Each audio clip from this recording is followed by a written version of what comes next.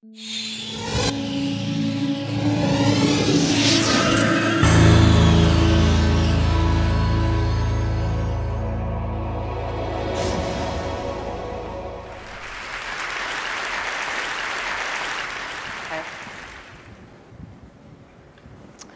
this is where our story begins, the dramatic moments of the birth of our first son, Declan.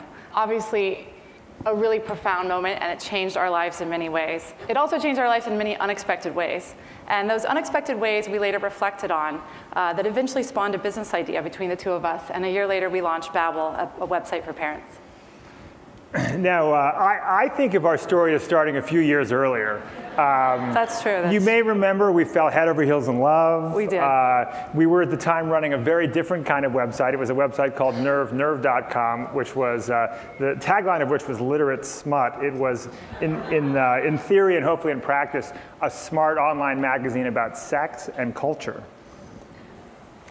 That spawned a dating site, but you can understand that the jokes that we get, sex begets babies, you follow instructions on Nerve, and you should end up on Babel, which we did. And we might launch a geriatric site as our third, we'll see.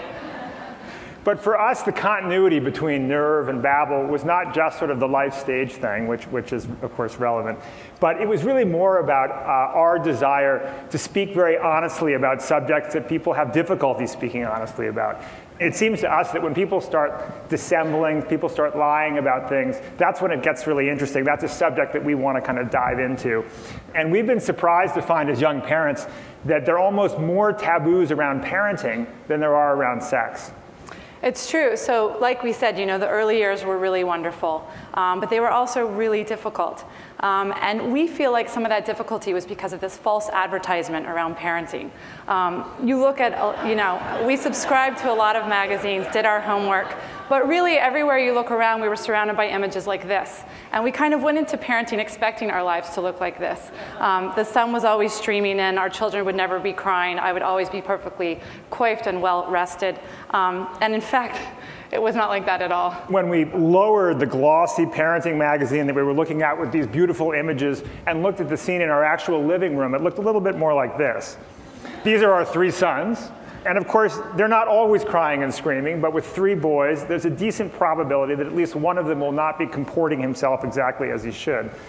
Yeah, so you can see where the disconnect was happening for us. We really felt like what we had kind of went in expecting had nothing to do with what we were actually experiencing. And so we decided we really wanted to give it to parents straight. We really wanted to kind of let them understand what the realities of parenting were in an honest way. So today what we would love to do is share with you 4 parenting taboos. And of course, there are many more than 4 things you can't say about parenting. But we would like to share with you today 4 that are particularly relevant for us personally. So the first, taboo number 1.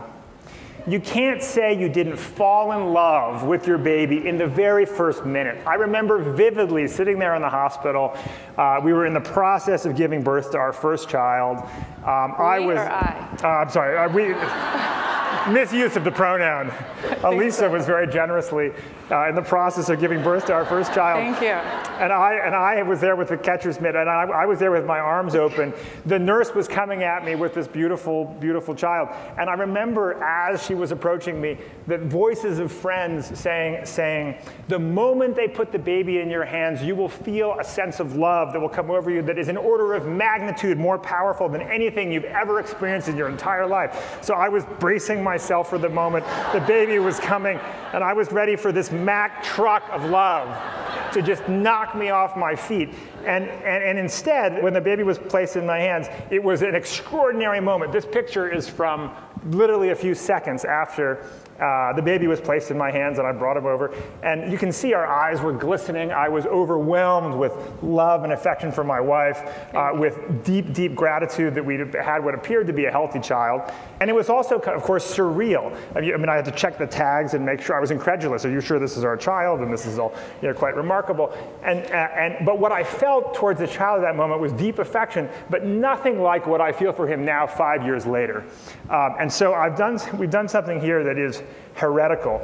We have charted our love for our child over time. This, as you know, is an act of heresy. You're not allowed to chart love. The reason you're not allowed to chart love is because we think of love as a binary thing. You're either in love or you're not in love. You love or you don't love. And I think the reality is that love is a process. And I think the problem with thinking of love as something that's binary is that it causes us to be unduly concerned that love is fraudulent or inadequate or what have you. And I think I'm speaking obviously here to the father's experience, but I think a lot of men do go through this sense in the early months, maybe their first year, that their emotional response is inadequate in some fashion. Well, I'm glad Rufus is bringing this up, because you can notice where he dips in the first years, where I think I was doing most of the work. But we like to joke, in the first few months of all of our children's lives, this is Uncle Rufus. I'm a very affectionate uncle, uncle. And I often joke with Rufus when he comes home that I'm not sure he would actually be able to find our child in a lineup amongst other babies. So I actually threw a pop quiz here onto Rufus. Oh. I don't want to embarrass him too much. That is not fair. But I am going to give him 3 seconds. This is a trick question. He's not up there, is he? No, okay. Our 8-week-old son is somewhere in here, and I want to see if Rufus can actually quickly identify. Far left. No.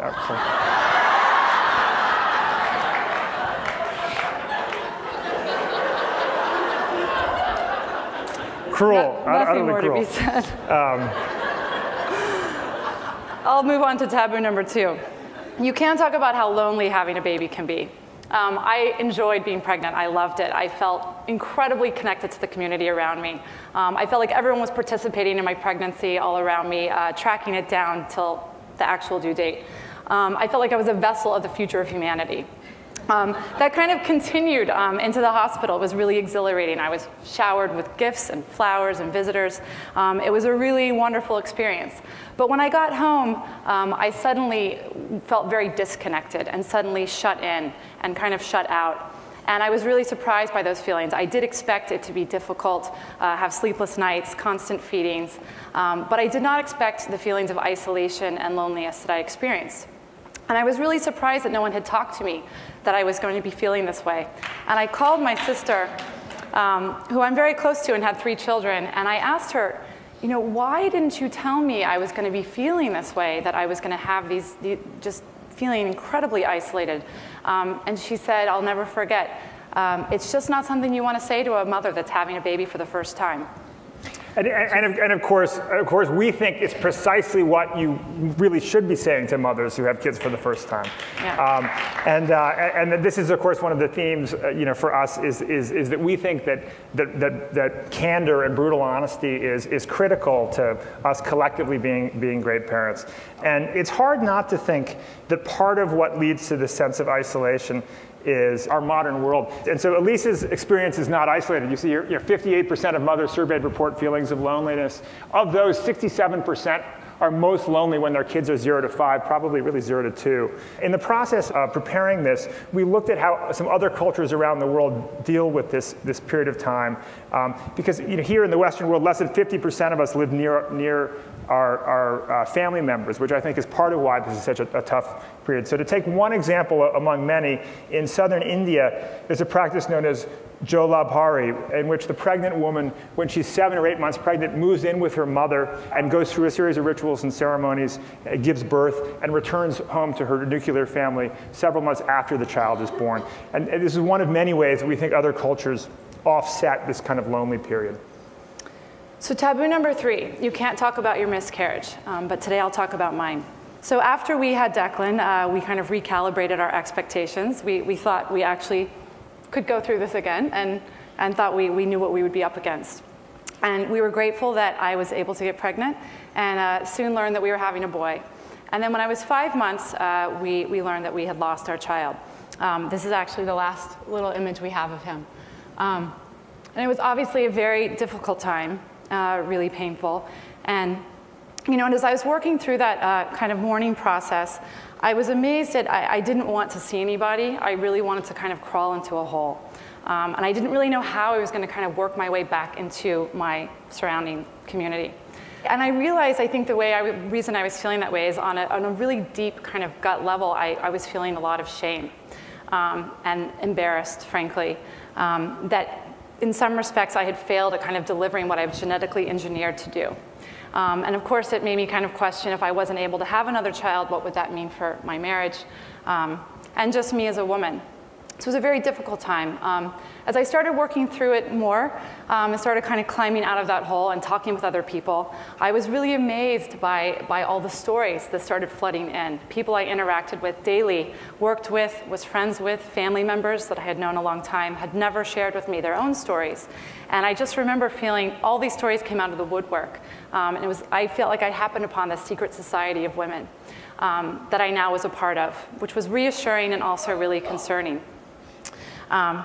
And I think, miscarriage is kind of an invisible loss. There's not really a lot of community support around it. There's no really ceremony, rituals, or rites. And I think, with a death, you have a funeral, you kind of celebrate the life, and there's a lot of community support. And it's something that women don't have with miscarriage. Which is too bad, because of course it's a very common and very traumatic experience. 15 to 20% of all pregnancies result in miscarriage. And I find this astounding. In a survey, 74% of women said that miscarriage they felt was partly their fault, which is awful. And astoundingly, 22% said they would hide a miscarriage from their spouse. So taboo number 4, you can't say that your average happiness has declined since having a child. The party line is that every single aspect of my life has gotten just dramatically better ever since I participated in the miracle that is childbirth and family.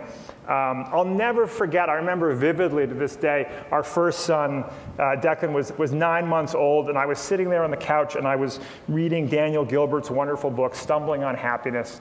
And I got about 2/3 of the way through, and there was a chart on the right-hand side of on the right-hand page that we've labeled here the most terrifying chart imaginable for a new parent. This chart is comprised of 4 completely independent studies. Basically, there's this precipitous drop of marital satisfaction, which is closely aligned, we all know, with broader happiness, that doesn't rise again until your first child goes to college.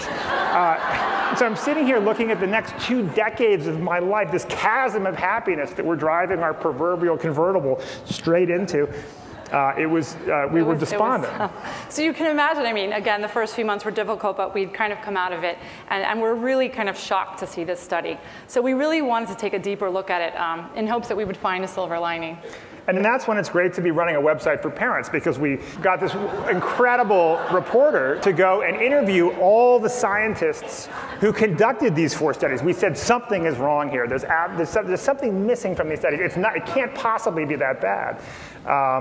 And sure enough, and so Biz Mitchell did a wonderful job with this piece, and she interviewed the 4 scientists, and she also interviewed Daniel Gilbert, and we did indeed find a silver lining. So this is our kind of guess as to what this baseline of average happiness arguably looks like throughout life. But average happiness is, of course, inadequate, because it doesn't speak to the moment-by-moment experience. And so this is what we think it looks like when you layer in moment-to-moment, the moment-to-moment experience. And so we all remember as children, the teeniest little thing can, and we see it on the faces of our children, the teeniest little thing can just rocket them to these just heights of utter adulation. And then the next teeniest little thing can cause them just to plummet to the depths of despair.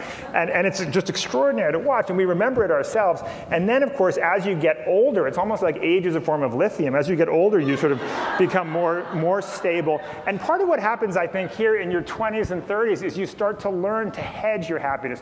You start to realize that, hey, I could go to this live music event and have an utterly transforming experience that will cover my entire body with goosebumps, but it's more likely that I'll feel claustrophobic and I won't be able to get a beer.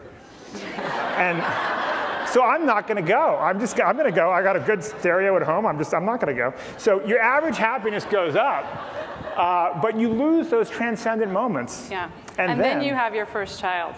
And then you really kind of resubmit yourself to these highs and lows.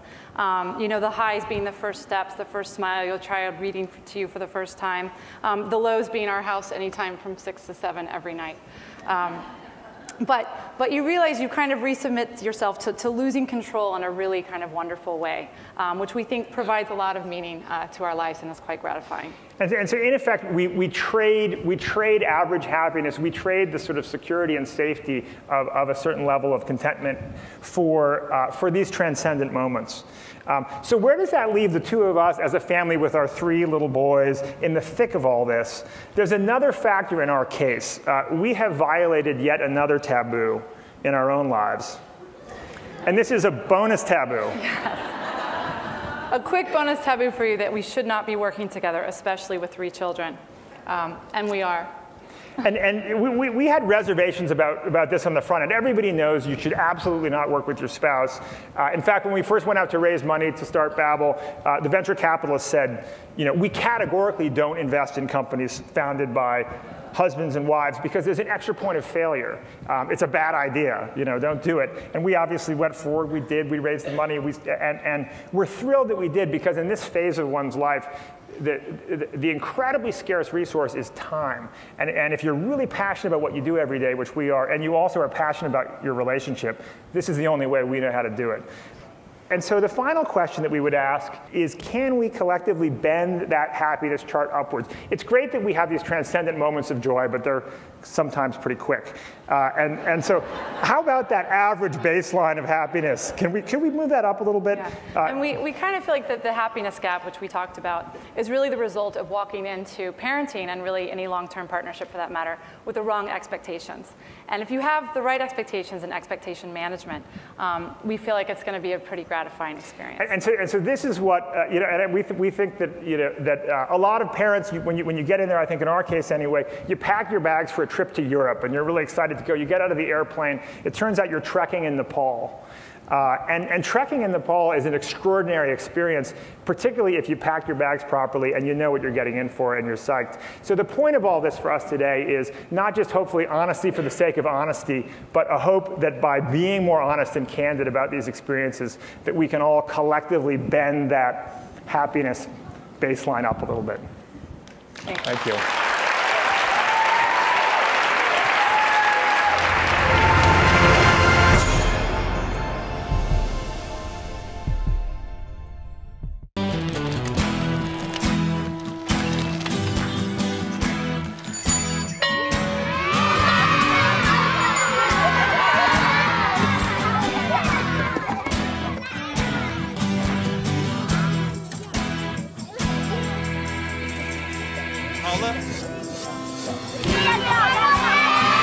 Sharing. That's video on the Human Network. Siska, welcome to the Human Network.